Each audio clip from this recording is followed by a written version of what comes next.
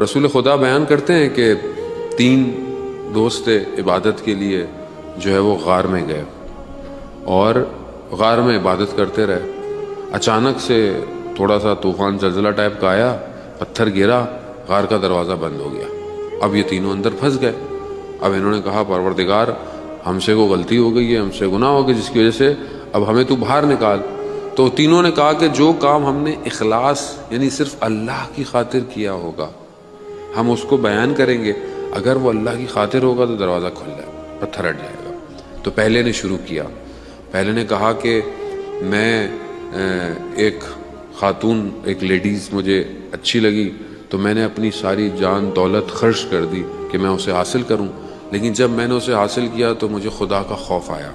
میں نے کہا پروردگار تیری خاطر میں یہ گناہ نہیں کروں گا کہ میں تجھ سے دور ہو جاؤں گا، اگر یہ کام میرا پروردگار تیری خاطر تھا تو تو مجھے نجات دے۔ تو تھوڑا سا پتھر غار سے ہٹا۔ پھر دوسرے نے کہا کہ میری کشاورزی کی یعنی میری کھیتی باڑی زمین ہے، اس میں لوگ کام کرتے تھے، تو میں نے ایک دن سب کو جو کام کیا ان کو میں نے آدھا دھرم جو دیا، وہ جو گولڈ سلور کا سکہ تھا وہ دیا۔ ایک شخص نے کہا کہ میں نے زیادہ کام کیا ہے، میرا جو اجر ہونا چاہیے وہ پورا سکہ ہونا، تو میں نے اسے فی الحال نہیں دیا یا اس کو دینے لگا تو وہ چھوڑ کے چلا گیا، ناراض ہو کے چلا گیا۔ پھر میں نے اس ایک دھرم کو اپنے کاموں میں لگایا اور اس سے میں نے اور کام کیے اور چیزیں کی۔ ایک دن وہ شخص میرے پاس اپنا وہی سکہ واپس لینے آیا، تو میں نے جب حساب لگایا تو 18,000 دھرم بن چکے تھے اس ایک دھرم سے۔ میں نے سارے وہ 18,000 دھرم اس کو دیے، پروردگار یہ سب میں نے تیری خاطر کیا۔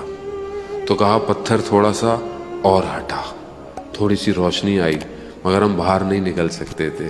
پھر تیسرے نے کہا کہ پروردگار میں نے جو ہے وہ جو بھی کام کیا وہ یہ تھا کہ میں ایک دن میرے ماں باپ سو رہے تھے اور میں ان کی خدمت میں کچھ کھانا لے کر پہنچا، لیکن میں نے کہا کہ یہ سو رہے ہیں، اگر میں زمین پہ رکھوں گا تو کہیں کوئی سانپ یا کوئی جانور اس کھانے کے چکر میں ان کو ڈس نہ لے، اور ان کو بھی میں اٹھانا نہیں چاہتا تھا، تو یہ کھانا لے کر میں کھڑا رہا جب تک وہ نہیں اٹھے۔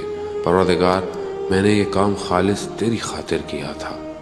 کہا کہ پتھر جو ہے وہ اپنی جگہ سے ہٹ گیا۔ رسول خدا فرماتے ہیں کہ یہ تینوں اپنے کردار کے سچے انسان تھے۔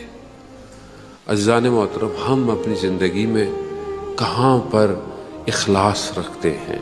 کسی کو کھانا کھلائیں، کوئی بھی اپنی طرف سے کوئی بھی کام کریں، کیا یہ کام ہمارا اللہ کی خاطر ہے یا نہیں ہے؟